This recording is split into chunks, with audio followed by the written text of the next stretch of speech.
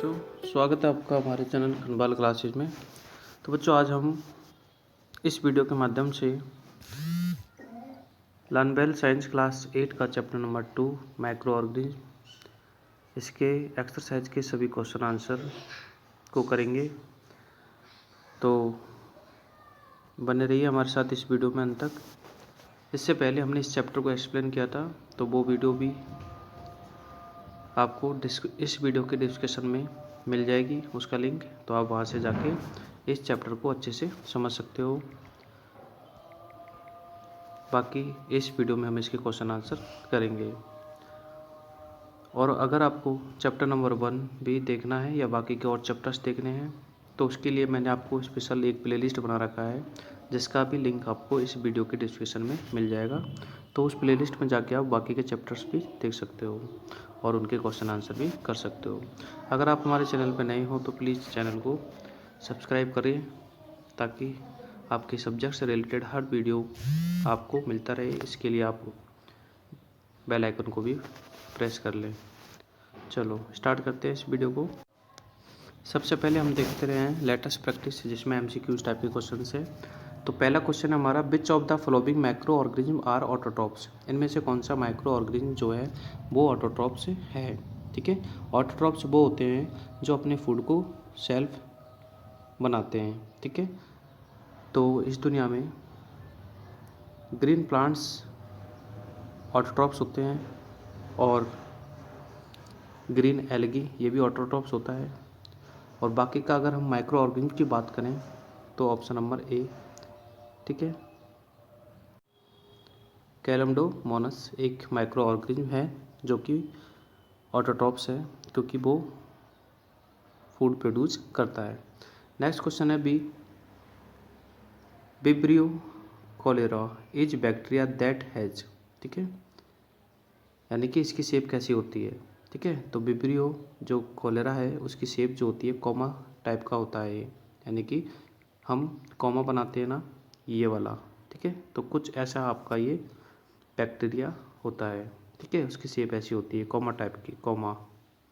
Next है C question, a bacterial disease in plants. ठीक है, प्लांट्स में एक बैक्टीरियल डिजीज इनमें से कौन सी है। ठीक है, तो टोबैको मोजैक एक डिजीज़ है जो कि प्लांट्स में अक्सर होती है और ये बैक्टीरियल डिजीज़ है। ठीक है, बाकी का सिट्रस जो कैंकर है, ठीक है, ये आपका वायरल डिजीज़ है। नेक्स्ट क्वेश्चन है आपका D, an example of viral disease in animals. ठीक है, एनिमल्स में वायरल डिजीज का एग्जाम्पल क्या है। वायरल डिजीज वो डिजीज होती है जो कि वायरस के कारण होती है। ऐसे ही बैक्टीरियल डिजीज वो डिजीज होती है जो कि बैक्टीरिया के कारण होती है। तो इसमें वायरल डिजीज बताना है एनिमल्स में। ठीक है, तो ऑप्शन नंबर 2 यानी कि फुट एंड माउथ डिजीज। ठीक है, फुट और माउथ डिजीज एक वायरल डिजीज है।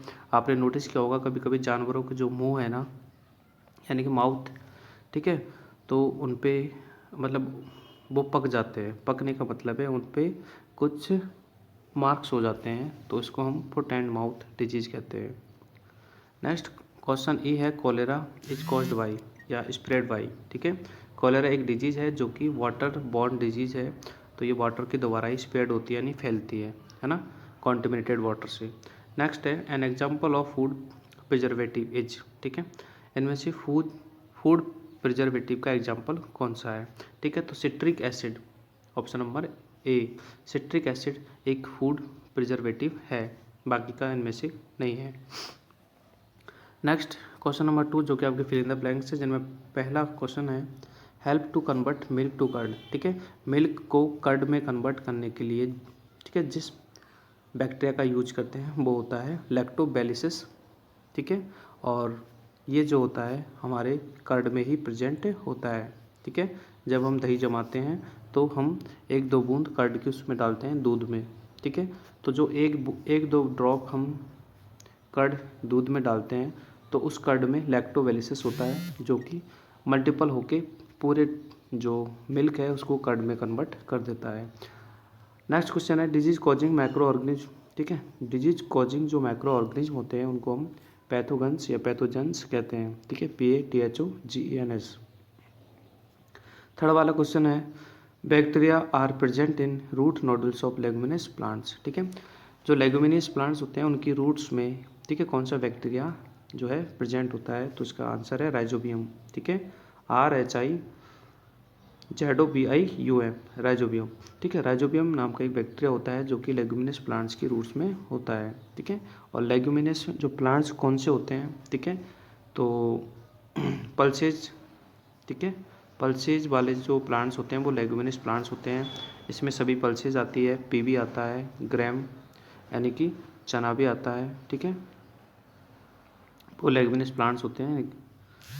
नेक्स्ट है पेनिसिलिन, डी वाला देखो, penicillin was prepared from A fungus, ठीक है। पेनिसिलिन जिस फंगस से प्रिपेयर किया जाता है उसको हम पेनिसिलियम, ठीक है, नोटेटम कहते हैं, ठीक है, पेनिसिलियम नोटेटम। पेनिसिलियम नोटेटम एक फंगस का नाम है जिससे कि पेनिसिलिन को प्रिपेयर किया जाता है। पेनिसिलिन जो है एक एंटीबायोटिक्स है, ठीक है, एंटीबायोटिक मेडिसिन है। और पेनिसिलिन जो है फर्स्ट डिस्कवर्ड एंटीबायोटिक है, यानी कि सबसे पहली एंटीबायोटिक पेनिसिलिन है जिसको अलेक्जेंडर फ्लेमिंग ने सन 1928 में डिस्कवर किया था, ठीक है। अगर आपको चैप्टर अच्छे से समझना है तो इस वीडियो के डिस्क्रिप्शन में एक लिंक है इसका, तो आप वहाँ से जाके इस चैप्टर को कम्प्लीटली क्या कर सकते हो, समझ सकते हो, ठीक है, क्योंकि मैंने इसको अच्छे से एक्सप्लेन किया है। नेक्स्ट क्वेश्चन देखते हैं हम, ए वाला, algae can make their own food because they possess, ठीक है। एल्गी अपना फूड खुद बना सकता है क्योंकि एल्गी में क्लोरोफिल प्रेजेंट होता है, ठीक है। ऊपर मैंने आपको बताया भी था कि ग्रीन प्लांट्स, एल्गी, ठीक है, ये क्या होते हैं, ऑटोट्रॉप्स होते हैं क्योंकि अपने ही फूड को खुद बनाते हैं, फोटोसिंथेसिस प्रोसेस करते हैं।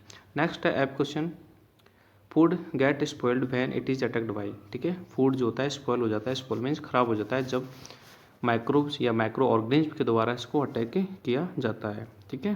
तो यहाँ पर माइक्रोब्स लिख सकते हो या माइक्रो ऑर्गेनिज्म भी लिख सकते हो। आगे हम क्वेश्चन 2 देख रहे हैं, ठीक है। Question 3, give one example of each of the following, यानी कि हमें इनका सबका एक एक एग्जाम्पल्स यहाँ पर देना है, ठीक है।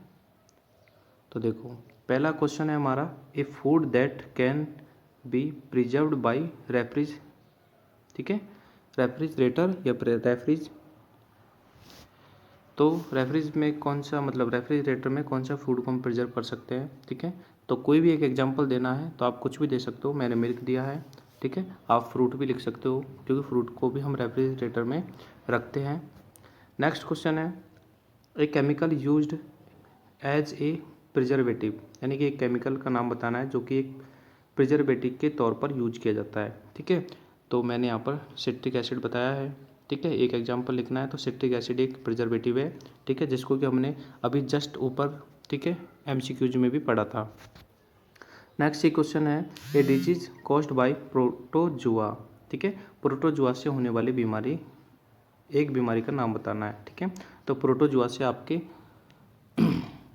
मलेरिया होता है, ठीक है। मलेरिया जो होता है वो मादा एनोफिलीज यानी कि फीमेल एनोफिलीज के काटने से होता है। फीमेल एनोफिलीज एक मॉस्किटो की ब्रीड होती है, मॉस्किटो होता है फीमेल एनोफिलीज, उसके काटने से हमें क्या होता है, मलेरिया होता है। तो मलेरिया क्या है, एक प्रोटोजुआ वाली डिजीज है। अगला क्वेश्चन डी है, ए वायरल डिजीज इन प्लांट्स, ठीक है। प्लांट्स में कोई भी एक वायरल डिजीज का हमें नाम बताना है, ठीक है। तो मैंने यहाँ पर आपको इसमें दिया है टोबैको, ठीक है, मोजैक, टोबैको मोजैक एक डिजीज़ है जो कि वायरल डिजीज़ है और ये अक्सर प्लांट्स में होती है। अगला क्वेश्चन है, एन एंटीबायोटिक, ठीक है, कोई भी एक एंटीबायोटिक का नाम लिखना है। बहुत सारी एंटीबायोटिक्स होती है, तो मैंने जो सबसे पहले डिस्कवर हुई थी, अभी मैंने बताया था 1928 में, पेनिसिलिन, तो मैंने उसका ही नाम लिख दिया, ठीक है। पेनिसिलिन एक एंटीबायोटिक है, कोई भी, ठीक है। स्ट्रेप्टोमाइसिन भी होती है और भी काफ़ी होती है। अगला क्वेश्चन एफ है, a fungal disease in human, ठीक है, ह्यूमन में होने वाली यानी कि इंसानों में होने वाली एक फंगल डिजीज, ठीक है। फंगल डिजीज जो होती है फंगस के कारण होती है, ठीक है, और फंगस भी क्या है, माइक्रो ऑर्गेनिज्म है। तो मैंने एक बीमारी का नाम लिखा है, वो है आपके एथलीट फुट, ठीक है। एथलीट फुट नाम की एक बीमारी होती है जो कि आपके पैरों में होती है, यानी कि आपके जो टोज होते हैं ना, टोज के बिटवीन होती है, टोज के बिटवीन फंगस के कारण ये बीमारी होती है। आगे है rewrite the statement correctly and changing the underline words, यानी कि जो अंडरलाइन वर्ड्स है इनको चेंज करना है क्योंकि ये करेक्ट नहीं है और उसको दोबारा से राइट करना है। ठीक है, तो देखते हैं पहला क्वेश्चन। देखो ये वाला, Meselson spread through contaminated food, यानी मीसल्स जो होते हैं वो कॉन्टेमिनेटेड फूड से स्प्रेड होते हैं। तो ये स्टेटमेंट गलत है क्योंकि मीसल्स जो होते हैं वो एयर से या फिर डायरेक्ट कॉन्टैक्ट से, ठीक है, स्प्रेड होते हैं, कॉन्टेमिनेटेड फूड से नहीं होते। तो इसकी जगह हम क्या लिखेंगे, एयर या डायरेक्ट कॉन्टैक्ट से। अगला क्वेश्चन है, एक मिनट, नेक्स्ट क्वेश्चन है during the treatment of sewage, यानी सीवेज का जब हम ट्रीटमेंट करते हैं methane gas is produce by aerobic bacteria. तो बिल्कुल मेथेन गैस तो प्रोड्यूस होती है लेकिन एरोबिक बैक्टीरिया से नहीं होती है। ठीक है, एन एरोबिक बैक्टीरिया से होती है। तो एरोबिक के आगे ए एन लगा दो। ठीक है, एन एरोबिक बैक्टीरिया से ये जो मेथेन गैस है वो प्रोड्यूस होती है। सी वाला क्वेश्चन है rhizobium bacteria live in the roots of leguminous plant, यानी कि जो राइजोबियम बैक्टीरिया होता है वो लेगुमिनस प्लांट्स के रूट्स में रहता है। मैंने अभी जस्ट भी बताया था आपको। ठीक है, and help to fix oxygen, क्या वो ऑक्सीजन को फिक्स करता है? बिल्कुल नहीं। तो ऑक्सीजन की क्या जगह क्या आएगा, नाइट्रोजन, यानी कि नाइट्रोजन को वो फिक्स करता है। ठीक है, नाइट्रोजन फिक्सेशन में ही हम राइजोबियम का यूज करते हैं। नेक्स्ट क्वेश्चन डी है, यहाँ पे मैं आपको ज़्यादा समझा नहीं सकता, ठीक है, क्योंकि वीडियो लंबा हो जाएगा। तो इसलिए अगर आपके चैप्टर बाकी अच्छे से समझ रहे हैं तो इस वीडियो के डिस्कशन में एक प्लेलिस्ट है, ठीक है, या फिर इस वीडियो के डिस्कशन में वो मैंने चैप्टर एक्सप्लेन किया था उसका लिंक दिया गया है, आप वहाँ से जाके इसको अच्छे से समझ सकते हो। ठीक है, बहुत कुछ सीखने को मिलेगा अगर आप वो वीडियो देखोगे तो। अगला क्वेश्चन है the removal of the water from material is called, यानी कि कोई भी मटेरियल से वाटर को रिमूव करना क्या कहलाता है? ठीक है, तो पास्चुरी ये यहाँ पर लिख रहा है पास्चुरेशन, तो ये तो बिल्कुल है नहीं है, तो इसका राइट आंसर होगा डिहाइड्रेशन। ठीक है, यानी कि हम किसी ऑब्जेक्ट्स में से पानी को निकालते हैं तो वो डिहाइड्रेशन होता है। ठीक है, जैसे किशमिश है, ठीक है, किशमिश कैसे बनती है? अंगूर में से पानी को निकालते हैं, यानी ग्रेप्स में से पानी को निकालते हैं तभी तो किशमिश बनती है। नेक्स्ट देखो, virus is used in the leather industries for tanning, तो यहाँ पर टैनिंग जो वर्ड है, एक मिनट, अच्छा ठीक है, सही है, ये कह रहा है virus is use to leather industry.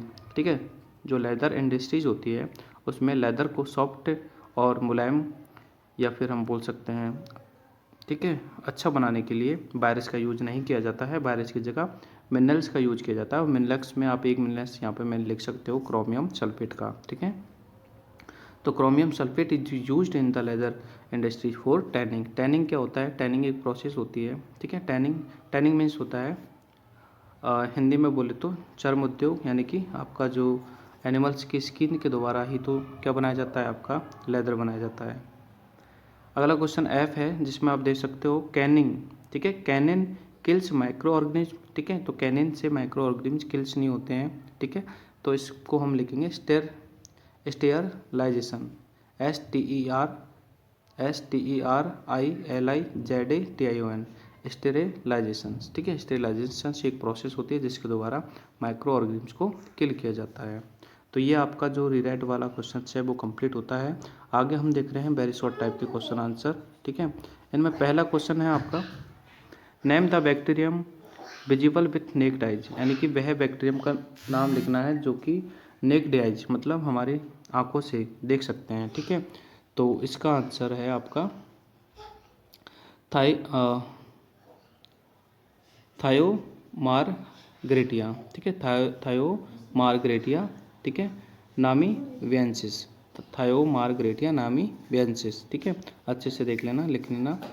ठीक है, ये एक हमारा बैक्टीरिया है जिसको कि हम लार्ज मतलब ये इस मतलब लार्ज होता है, इसलिए हम इसको हम नेक्ड आइज से यानी कि खुली आंखों से देख सकते हैं। बाकी के जो माइक्रो ऑर्गेनिज्म होते हैं उनको हम हमारी आंखों से नहीं देख सकते क्योंकि वो माइक्रो होते हैं, इसलिए नहीं देख सकते। बट इसको हम माइक्रो विथ नेक्ड आइज भी देख सकते हैं। अगला क्वेश्चन बी है इज यीस्ट मल्टीसेलुलर और यूनिसेलुलर। ये कह रहा है यीस्ट जो है मल्टीसेलुलर होता है या यूनिसेलुलर होता है। मल्टी मीन्स बहुत सारे cells, uni means single cell. तो भैया यीस्ट जो होता है वो आपका सिंगल सेल वाला ही होता है। ठीक है, यहाँ पर राइट आंसर यूनिसेलुलर आएगा। नेक्स्ट क्वेश्चन सी है, which micro organism is said to be neither living और नॉन लिविंग, ठीक है, मतलब कौन सा माइक्रो ऑर्गेनिज्म है जिसको हम ना तो हम लिविंग कह सकते और ना ही नॉन लिविंग कह सकते हैं, ठीक है। तो इसमें जो राइट आंसर है वो है फंगी तो नहीं है इसमें, ठीक है, ये तो मैंने गलत लिख दिया, फंगी नहीं है इसमें है बैक्टीरियोफेज, ठीक है। तो स्पेलिंग लिख लो, मैं लिख रहा हूँ BACTERIOPHAGE, ठीक है, बैक्टीरियोफेज, ठीक है, यहाँ से देख के स्पेलिंग लिख लो, बैक्टीरियोफेज, ठीक है, बैक्टीरियोफेज जो है माइक्रो ऑर्गेनिज्म है जो कि ना तो लिविंग है और ना ही नॉन लिविंग है, इसको मत करना, काट देना। नेक्स्ट है, हु डिस्कवर्ड पेनिसिलिन, तो ये तो मैं बता चुका हूँ आपको, पेनिसिलिन किसने डिस्कवर्ड किया था, अलेक्जेंडर फ्लेमिंग ने, कब किया था, 1928 में, ओके। और अगला क्वेश्चन है, name A bacterium which causes food poisoning, जिससे फूड पॉइजनिंग होती है, ठीक है, यानी कि आपका पेट खराब हो जाता है तब, ठीक है, तो कौन सा वो बैक्टीरिया है, तो उसका नाम है साल्मोनेला, ठीक है, SALMONELLA, साल्मोनेला, ठीक है। तो ये बच्चों आपके जो वेरी शॉर्ट टाइप के क्वेश्चन आंसर्स है वो कंप्लीट हैं, और नेक्स्ट हम देख रहे हैं शॉर्ट टाइप के क्वेश्चन आंसर, ठीक है। तो देखो शॉर्ट टाइप के जो क्वेश्चन आंसर्स हैं उनमें पहला क्वेश्चन है, define the term of immunity, यानी कि इम्यूनिटी क्या होता है, ठीक है। तो यहाँ पर बहुत ही सिंपल तरीके से मैंने लिख रखा है, आप देख सकते हो, the ability of a body to resist और फाइट ए डिजीज, ठीक है, the ability of a body यानी हमारी बॉडी की एबिलिटी, ठीक है, डिजीज से रेसिस्ट करने की या फिर डिजीज से फाइट करने की, यानी कि डिजीज से लड़ने की जो एबिलिटी होती है हमारी बॉडी में, उसको हम क्या कहते हैं, इम्यूनिटी कहते हैं, ठीक है। अगला क्वेश्चन है, व्हाट इज द फास्ट, ठीक है, पास्चुरेशन प्रोसेस क्या होती है, ठीक है। तो इसका आंसर हम बाद में देखेंगे, पहले हम सी वाला देख लेते हैं। देखो, व्हाट आर वैक्सीनेशंस, वैक्सीन्स क्या होती है, ठीक है। तो देखो, वैक्सीन्स आर डेड और वीकेंड माइक्रो ऑर्गेनिज्म, ठीक है, वैक्सीन जो होती है वो डेड और वीकेंड माइक्रो ऑर्गेनिज्म होती है, डेड मतलब मरी हुई और वीकेंड मतलब वीक, कमज़ोर, ठीक है। वैक्सीन जो होती है वो डेड और वीक माइक्रो ऑर्गेनिज्म होते हैं, that are introduced in the body, जिसको कि हमारी बॉडी से इंट्रोड्यूस किया जाता है, यानी कि जब हमें वैक्सीन लगती है, जैसे अभी कोरोना की वैक्सीन लगी, ठीक है, तो हमें कोरोना का जो भी वीक और डेड माइक्रो ऑर्गेनिज्म है उसको हमारी बॉडी से इंट्रोड्यूस किया जाता है। अगला क्वेश्चन है, व्हाट आर एंटीबायोटिक्स, ठीक है, डी वाला क्वेश्चन है, व्हाट आर एंटीबायोटिक्स, ठीक है। तो बहुत अच्छा इसका आंसर है, देखो, एंटीबायोटिक्स आर मेडिसिन, एंटीबायोटिक्स क्या होती है, मेडिसिन होती है, दैट किल और स्टॉप, यानी कि जो कि किल करती है या फिर स्टॉप करती है, किसको किल करती है, ग्रोथ ऑफ डिजीज, यानी कि हमारी जो डिजीज़ है उसकी ग्रोथ को किल करती है, वो आपके एंटीबायोटिक्स होती है, ठीक है। एंटीबायोटिक्स मेडिसिन हम लेते हैं जब हम बीमार होते हैं, यानी जब हमें बैक्टीरियल डिजीज़ होती है तो हम एंटीबायोटिक्स का ही यूज करते हैं, ठीक है। तो ये आपके क्वेश्चन हो गए सभी शॉर्ट टाइप के, इनमें से एक क्वेश्चन बच रहा था, वो था व्हाट इज, ठीक है, पास्चुरेशन, तो इसको हम कंप्लीट कर लेते हैं। तो देखो बच्चों, पास्चुरेशन एक प्रोसेस होती है, ठीक है, पास्चुरेशन एक मेथड होता है टू प्रिजर्व मिल्क, यानी कि मिल्क को प्रिजर्व करने का, ठीक है, दूध को प्रिजर्व करने का एक मेथड होता है पास्चुरेशन, ठीक है। अब कैसा मेथड होता है, इसमें क्या किया जाता है, तो देखो, in which the milk is heated, यानी कि मिल्क को हीटेड किया जाता है टू अबाउट 70 डिग्री सेंटीग्रेड, ठीक है, टू अबाउट 70, ये 700 नहीं है, ये 70 डिग्री है, ध्यान देना, ठीक है। 70 डिग्री सेंटीग्रेड पर मिल्क को हीट किया जाता है 15 से 30 सेकंड, यानी कि 15 to 30 सेकंड के लिए, ठीक है, ज़्यादा समय के लिए नहीं, 15 to 30 सेकंड के लिए, ठीक है। और जब हम उसको 15 to 30 सेकंड के लिए 70 डिग्री पर गर्म कर लेते हैं दूध को, तो देन सडनली उसको क्या किया जाता है, चिल्ड किया जाता है, चिल्ड का मतलब ठंडा, ठीक है, सडनली यानी धीरे धीरे, नो, सडनली इसको क्या किया जाता है, चिल किया जाता है, ठंडा किया जाता है, ठीक है। इससे क्या होता है कि जिस दूध को हम जिस मतलब मिल्क के साथ में ये कर रहे हैं वो लंबे समय के लिए, यानी 2-3 दिन के लिए ख़राब नहीं होता है, वो प्रिजर्व्ड हो जाता है, ठीक है। तो दूध को प्रिजर्व करने की या दूध को या मिल्क को प्रिजर्व करने की जो प्रोसेस होती है उसे हम, ठीक है, पास्चुरेशन कहते हैं, ठीक है। और इसको सबसे पहले किसने डिस्कवर किया था, ठीक है। लुई पास्चर ने डिस्कवर किया था, यहाँ पर लिख भी रहा है देखो, लुई पास्चर ने इसको सबसे पहले डिस्कवर किया था, इसलिए इसको उनके नाम के आधार पर, ठीक है, पास्चुरेशन प्रोसेस कहते हैं। क्लियर। तो ये आपके जो है शॉर्ट टाइप के क्वेश्चन कंप्लीट है। अब हम लॉन्ग टाइप के क्वेश्चन देखते हैं। लॉन्ग टाइप के क्वेश्चन आंसर, जिनमें पहला क्वेश्चन है आपका, how do insects act as a carrier of disease, यानी इंसेक्ट जो होते हैं वो डिजीज के कैरियर कैसे होते हैं, मतलब वो डिजीज़ को ट्रांसफ़र करते हैं कैसे, एक्सप्लेन करना है इसको एग्जांपल से। तो देखो, माइक्रो ऑर्गेनिज्म या फिर हम बोल सकते हैं इंसेक्ट्स या फिर एनिमल्स जो होते हैं, जो डिजीज़ को वन पैलेस से अदर पैलेस पे या फिर one patient to another patient क्या करते हैं, ट्रांसफ़र करते हैं। तो देखो, animals which acts as a carrier of the disease causing microbes, यानी माइक्रोब जो होते हैं वो डिजीज़ को क्या करते हैं, कैरी करते हैं। और जैसे हाउस फ्लाई हम देखते हैं, जो हमारे घरों में जो मक्खी होती है हाउस फ्लाई, ठीक है, सेट ऑन द गार्बेज, ठीक है, वो गार्बेज पर सेट होती है यानी बैठती है। एंड एनिमल एक्सक्रेटा, और एनिमल्स जो एक्सक्रेटा है उस पर भी वो बैठती है। Then pathogens stick on their bodies, जब वो इन पर बैठती है तो वो जो पैथोजेंस होते हैं यानी कि जो कीटाणु होते हैं वो इनकी मतलब बॉडीज से स्टिक हो जाते हैं, चिपक जाते हैं। And when these house fly sit on the uncovered food, और जब ये हाउस फ्लाई जो है हमारे अनकवर्ड फूड पर सिट होती है, बैठती है, तो वो उस पैथोजेंस को या कुछ कीटाणु को हमारे फूड में ट्रांसफ़र कर देती है। हु सो एवर ईट, यानी कि फिर उस खाने को जो भी खाता है वो कॉन्टिमिनेटेड हो जाता है, मतलब वो जो फूड है वो कॉन्टिमिनेटेड हो जाता है, और उसको खाने वाला भी क्या हो जाता है, सिक हो जाता है, यानी बीमार पड़ जाता है। ठीक है। अनदर एग्जाम्पल अगर हम देखें तो मॉस्किटो है। मॉस्किटो जैसे फीमेल एनोफ्लिज होता है, ठीक है, जिससे काटने से मलेरिया रोग होता है हमें, यानी कि मलेरिया डिजीज़ हमें होती है। ठीक है। तो mosquito is the career of the Plasmodium, ठीक है, मॉस्किटो जो होता है वो प्लाज्मोडियम, ठीक है, उस प्लाज्मोडियम का कैरियर होता है। एंड एक और बात अगर हम देखें तो एक और मॉस्किटो होता है जिसका नाम है एडिस, ठीक है, फीमेल एडिस। फीमेल एडिस जो होता है उससे हमें डेंगू होता है, यानी कि फीमेल एडिस जो होता है मॉस्किटो वो डेंगू के वायरस को कैरी करता है। ठीक है। तो हम समझ सकते हैं कि हाउस फ्लाई और इंसेक्ट्स वगैरह होते हैं या फिर मॉस्किटो होते हैं, वो एक कैरियर के रूप में वर्क करते हैं। आगे हम देख रहे हैं question number 2, write some ways in which micro organism are useful and harmful for us, यानी कि कुछ वेज या फिर हमें कुछ यहाँ पे बताने हैं तरीके जिनसे कि हमें ये पता लगता है कि माइक्रो ऑर्गेनिज्म जो होते हैं वो हमारे लिए हार्मफुल होते हैं और यूजफुल होते हैं। तो हार्मफुल वाले जो माइक्रो ऑर्गेनिज्म होते हैं वो किस प्रकार से हमें हार्म करते हैं, और यूजफुल वाले किस प्रकार हमारे लिए यूजफुल है, तो ये हमें बताना है। ठीक है। तो देखो, there are some ways in which microbes are useful and harmful. ठीक है। पहला देखो, microbes help us making many antibodies, यानी माइक्रोब्स जो होते हैं उनसे हमें काफ़ी एंटीबॉडीज बनती है। ठीक है। जैसे हमने सबसे पहले देखा था कि फर्स्ट एंटीबॉडीज बायोटिक्स जो है 1928 में पेनिसिलिन को डिस्कवर किया गया था अलेक्जेंडर के द्वारा। ठीक है।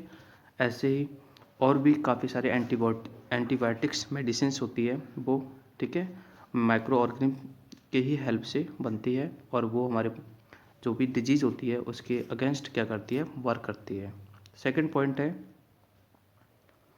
Microbes play a major role in food industries, यानी माइक्रोब्स जो है उसका मेजर यूज होता है फूड इंडस्ट्री में। ठीक है। जैसे मैंने बताया था आपको कि यीस्ट नाम का जो माइक्रो ऑर्गेनिज्म होता है उससे हम चीज़, योगर्ट, ठीक है, अल्कोहल, पिकल, वाइन, ठीक है, सॉस, ये वगैरह बना सकते हैं। ठीक है। नेक्स्ट है, माइक्रोब जो होते हैं हम उनको यूज करते हैं प्रिजर्वेटिव की तरह, यानी कि फूड को प्रिजर्व करने के लिए भी हम माइक्रो ऑर्गेनिज्म का यूज करते हैं। ठीक है। जिनसे हमारे फ्रूट्स या वेजिटेबल्स जो होती है, ठीक है, वो एक तरह से प्रिजर्व हो जाएं, पिकल, मिल्क, ये सभी चीज़ें प्रिजर्व हो जाती है। नेक्स्ट है, microbes are useful for the monitoring of the environment, यानी कि एनवायरनमेंट को मॉनिटरिंग करने में या फिर पॉल्यूटेंट को, ठीक है, डिसइंफेक्टेड करने में माइक्रोब्स का यूज किया जाता है। और अगला जो हमारा यूज़फुल है वो है, microbes are also fulfil our energy requirements, यानी माइक्रोब्स जो होते हैं हमारी एनर्जी रिक्वायरमेंट को फुलफिल करते हैं, और माइक्रोब्स का यूज जो होता है बायोगैस बनाने के लिए भी किया जाता है। तो ये काफ़ी सारे वेज थे। ठीक है। एक और है ना, लास्ट वाला देखो, microbes now use for the cleaning of the environment, यानी माइक्रोब्स जो होते हैं वो इन्वायरमेंट को क्लीन करने में मदद करते हैं। ठीक है, अब ये कैसे मदद करते हैं? ठीक है, क्योंकि माइक्रोब्स जो होते हैं वो डेड एंड डिकिंग मैटर्स को क्या करते हैं, ईट करके और हमारे मतलब मिट्टी में मिक्स करते हैं, सॉइल में उसको मिक्स कर देते हैं, जिससे कि इन्वायरमेंट को क्लीन होने में मदद मिलती है। ठीक है, अब ये तो हो गई यूजफुल। अब हम बात करते हैं हार्मफुल इफेक्ट्स के बारे में। ठीक है, तो यहाँ से आपके हार्मफुल इफेक्ट्स, तो देखो पहला point, first of all microbes cause very dangerous disease. ठीक है, माइक्रोब जो होते हैं वो हमें काफ़ी सारी डेंजरस डिजीज से देते हैं। ठीक है, हमको भी देते हैं, एनिमल्स को भी देते हैं, प्लांट्स को भी देते हैं, मतलब सबके लिए माइक्रोब्स जो होते हैं, डिजीज कॉजिंग माइक्रोब्स भी होते हैं जो कि डिजीज को हमें ट्रांसफ़र करते हैं। नेक्स्ट है microbes cause the spoilage of food, यानी माइक्रोब्स जो होते हैं हमारे फूड को स्पॉल करते हैं, यानी कि ख़राब कर देते हैं। नेक्स्ट है microbes contaminate the water, soil और एयर। ठीक है, माइक्रोब्स जो होते हैं वो वाटर, सॉइल और एयर को कॉन्टेमिनेट करते हैं। कॉन्टेमिनेट मीन्स उसको गंदा करते हैं। ठीक है, एंड ठीक है, तो ये आपके कुछ हार्मफुल इफेक्ट्स हो गए। और नीचे एक और लाइन है, I think this help you better understanding of the microbial usages in different fields. तो हम माइक्रोब्स का हम डिफरेंट फील्ड में यूज करते हैं, कुछ हार्मफुल होते हैं, कुछ हमारे लिए यूजफुल होते हैं। नाउ नेक्स्ट क्वेश्चन सी वाला है जो कि आपका है, describe the role of micro organism in. ठीक है, माइक्रो ऑर्गेनिज्म का रोल हमें डिस्क्राइब करना है किस में? पहला, क्लीनिंग ऑफ द एनवायरनमेंट, जो कि मैंने अब आपको अभी बताया है, एनवायरनमेंट को क्लीन करने में माइक्रोब्स हेल्पफुल होते हैं। और हमें बताना है सीवेज ट्रीटमेंट में, कि सीवेज ट्रीटमेंट में जो माइक्रोब्स हैं वो किस प्रकार हेल्पफुल होते हैं। तो पहला हम देख लेते हैं इन क्लीनिंग द एनवायरनमेंट, तो यहाँ से आपका आंसर स्टार्ट होता है। देखो, bacteria and fungi break down. ठीक है, ये हमारे जो डेड और डिकिंग मैटर्स हैं उनको ब्रेक डाउन करते हैं, मैंने अभी जस्ट ऊपर भी आपको बताया है। एंड एनिमल मैटर, ठीक है, जो भी एनिमल का जो वेस्ट मैटर होता है उसको भी ये ब्रेक डाउन करते हैं इन ऑर्गेनिक सब्सटेंस में। किस में ब्रेक डाउन करते हैं? इन ऑर्गेनिक सब्सटेंस में उनको ब्रेक डाउन करते हैं।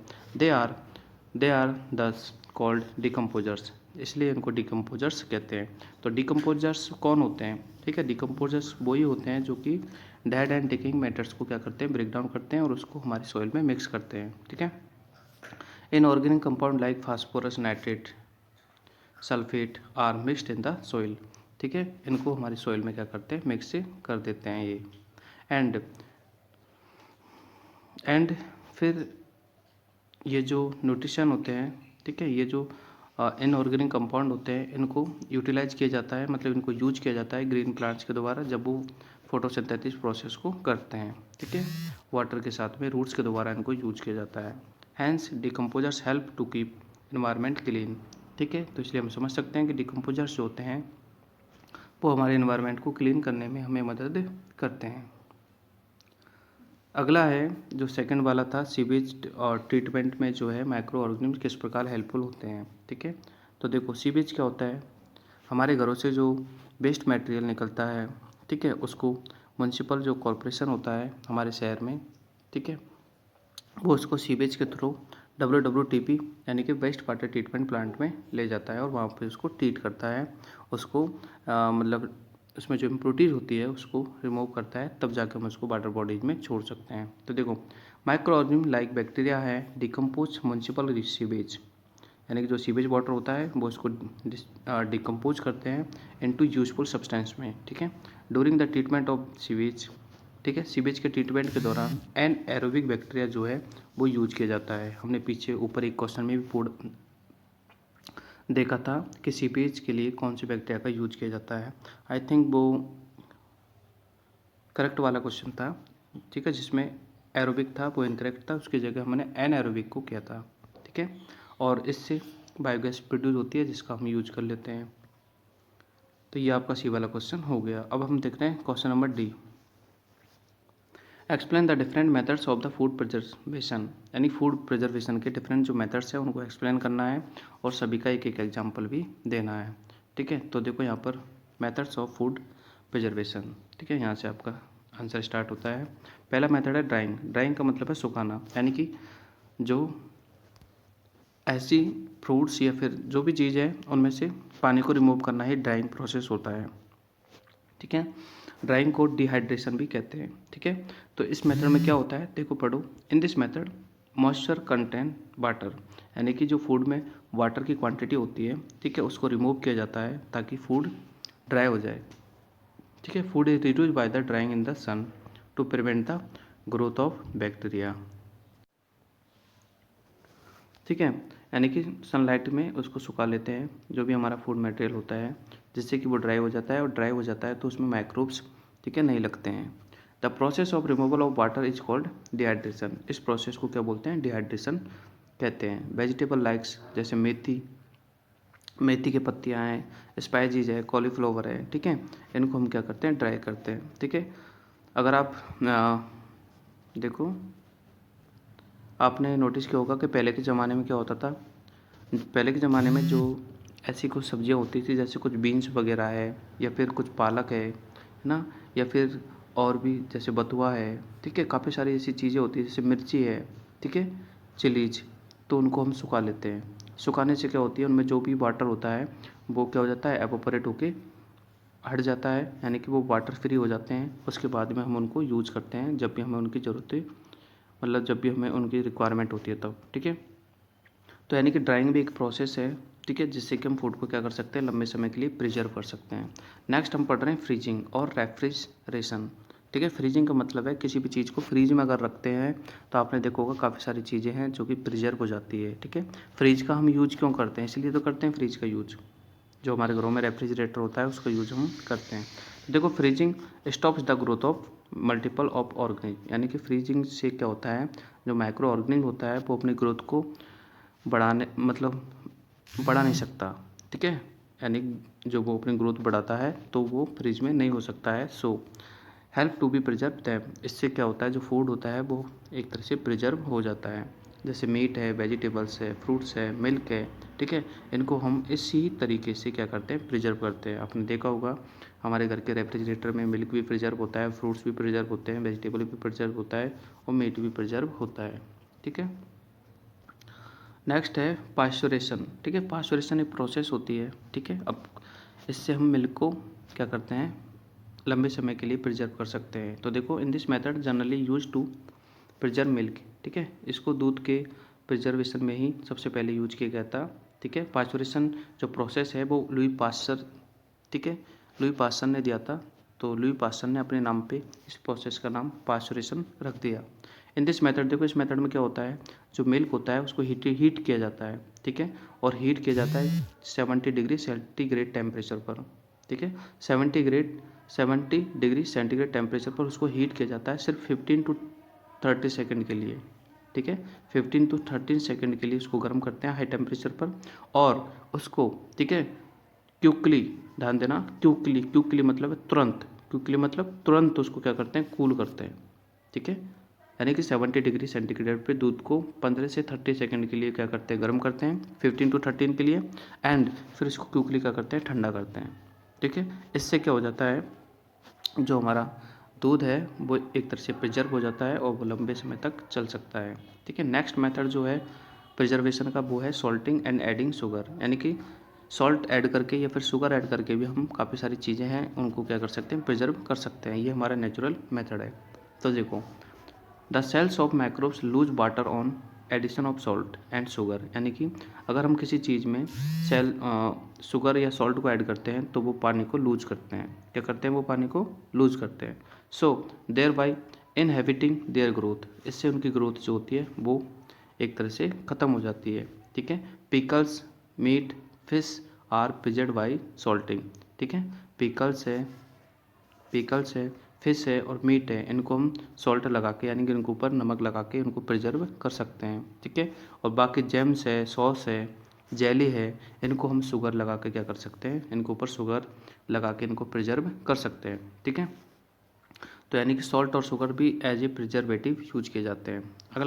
अगला जो है प्रिजर्वेशन का मेथड बाय यूजिंग केमिकल्स, यानी कुछ केमिकल्स होते हैं जिनका यूज करके हम अपने फूड को प्रिजर्व कर सकते हैं। उनमें है सिट्रिक एसिड, जो कि आपके ऊपर एक क्वेश्चन में भी आया था, ठीक है, और एक है सोडियम बेंजोएट, और एक है पोटेशियम मेटाबायोसल्फेट, ठीक है, सल्फाइड। ये कुछ केमिकल्स है जिनके द्वारा हम फूड को प्रिजर्व कर सकते हैं।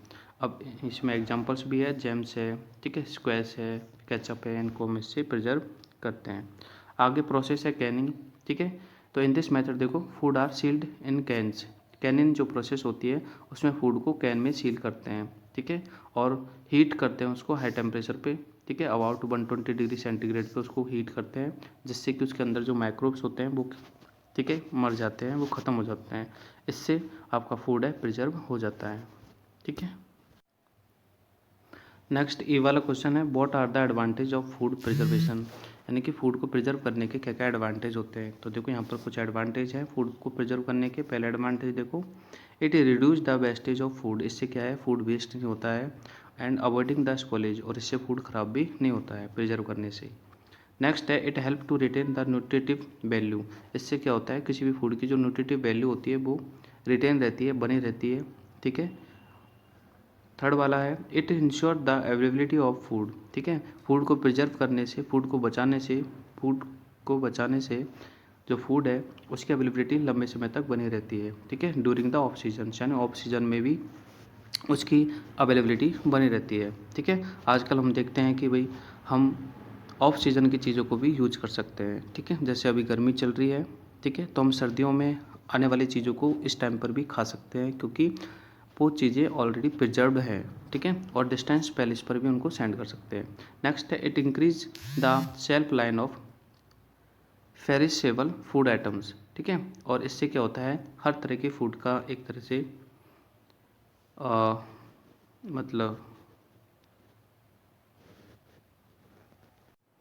लॉन्ग टाइम के लिए जो फूड है वो बने रहते हैं, मतलब हम फूड को लंबे समय के लिए यूज कर सकते हैं।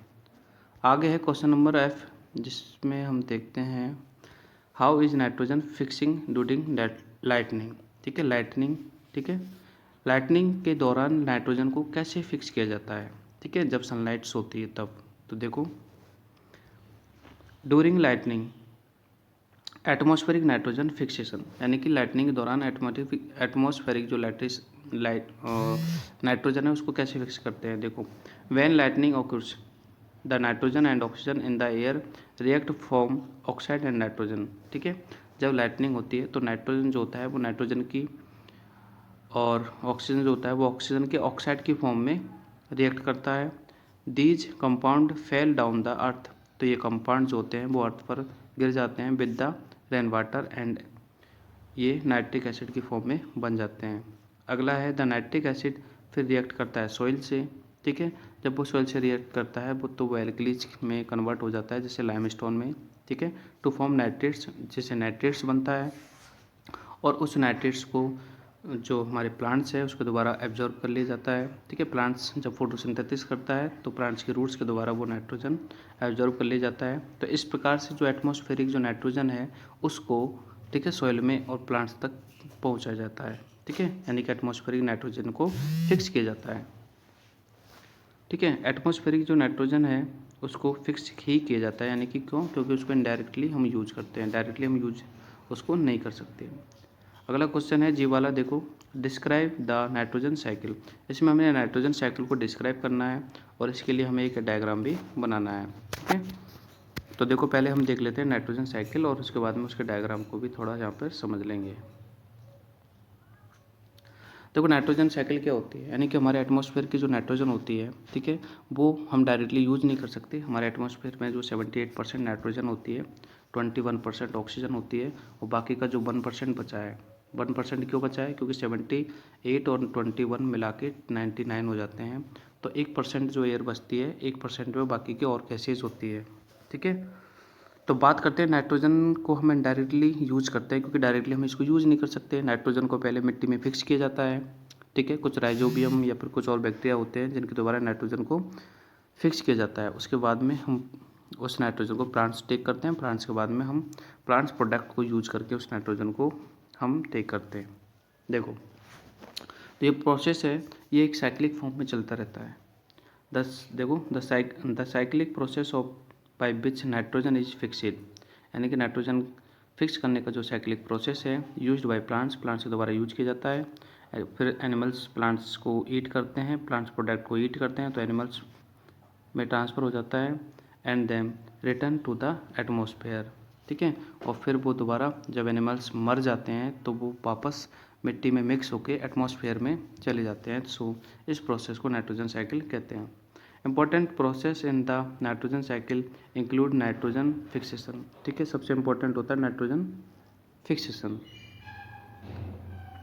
नाइट्रोजन और नेक्स्ट प्रोसेस है नाइट्रोजन एसिलिमेशन, और नेक्स्ट प्रोसेस है nitrogen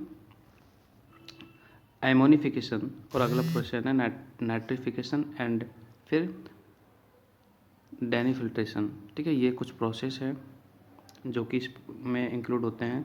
the atmosphere of the earth contains approximately 78% nitrogen. However this atmospheric nitrogen has limited availability for the biological use, leading to scarcity of usable nitrogen. This atmospheric nitrogen must be processed of fixed to the use of plants, यानी जो atmospheric nitrogen है उसको plants के use के लिए इसको soil में fix किया जाता है। The conversion of the atmospheric nitrogen into the soil which is rarely available to plants is called nitrogen fixation. यहाँ पर एक डायग्राम भी मैंने थोड़ा दिया है, उसको आप समझ लो। देखो ये है आपके एटमॉस्फेरिक नाइट्रोजन, ठीक है। एटमॉस्फेरिक में जो नाइट्रोजन होती है, ठीक है, तो इधर देखो, इधर blue green algae nitrogen of the atmospheric, यानी कि ब्लू ग्रीन जो एल्गी है, ठीक है, उसको नाइट्रोजन मिलती है। फिर यहाँ से जाती है बैक्टीरिया जो कि फिक्स करते हैं नाइट्रोजन को, ठीक है, और वो नाइट्रोजन कंपाउंड्स में कन्वर्ट करते हैं, यानी कि नाइट्रोजन को नाइट्रेट्स में कन्वर्ट करते हैं, ठीक है। और फिर ये जाती है bacteria release nitrogen from of compound of nitrogen into atmosphere, ठीक है। तो बाद में जो प्लांट्स यूज करते हैं तो बैक्टीरिया उसको रिलीज कर देते हैं, फिर वापस ये एटमॉस्फेयर में चली जाती है। तो ये जो प्रोसेस चलता रहता है इसको साइक्लिक प्रोसेस कहते हैं। आगे देखो, एटमॉस्फेरिक नाइट्रोजन है, ठीक है, उसको कन्वर्ट किया जाता है लाइटनिंग प्रोसेस के द्वारा, यानी सनलाइट के द्वारा, ठीक है। और लाइटनिंग प्रोसेस के द्वारा कन्वर्ट करके फिर उसको नाइट्रेट्स में कन्वर्ट करते हैं। कंपाउंड्स जो होता है नाइट्रोजन का वो नाइट्रेट्स होता है, फिर वो इधर चल जाता है और यहाँ से इधर भी जाता है। इसमें देखो प्लांट्स उसको टेक करते हैं, ठीक है, और फिर प्लांट्स एनिमल टेक करता है, और एनिमल्स के जो वेस्ट प्रोडक्ट है या फिर एनिमल की जो डेथ है, ठीक है, उससे वो दोबारा कंपाउंड में कन्वर्ट हो जाते हैं। तो ये जो प्रोसेस है ये चलता रहता है, इसको नाइट्रोजन फिक्सेशन कहते हैं। तो इस प्रकार से आपके जो चैप्टर्स हैं वो कंप्लीट होता है। आई होप कि आपको वीडियो पसंद आया होगा। प्लीज़ इस चैनल को सब्सक्राइब करें और साथ ही साथ बेल आइकन को प्रेस करें। यहाँ पर आपको आपके सब्जेक्ट से रिलेटेड आपके सारे चैप्टर्स, ठीक है, उसका एक्सप्लेनेशन वीडियो और क्वेश्चन आंसर भी करवाए जाएंगे। तो अपने चैनल को सब्सक्राइब करें इसको और अपने दोस्तों के साथ में शेयर करें। अपने जो भी क्लासमेट्स हैं उनको भी बताएं और सबको ये चैनल आप शेयर करें ताकि आप सभी को पढ़ने का मौका मिल सके और आप सभी आगे बढ़ सके। और अगर आपको बाकी के चैप्टर्स की क्वेश्चन आंसर करने हैं या फिर एक्सप्लेनेशन वीडियो देखना है तो आप इस नीचे जाके, मतलब डिस्क्रिप्शन में जाके एक लिंक है आपके लिए प्लेलिस्ट का, उस प्लेलिस्ट में आपके सारे वीडियोज़ आपको एक साथ मिल जाएंगे। Thank you for watching. मिलते हैं नेक्स्ट वीडियो में, तब तक के लिए बाय।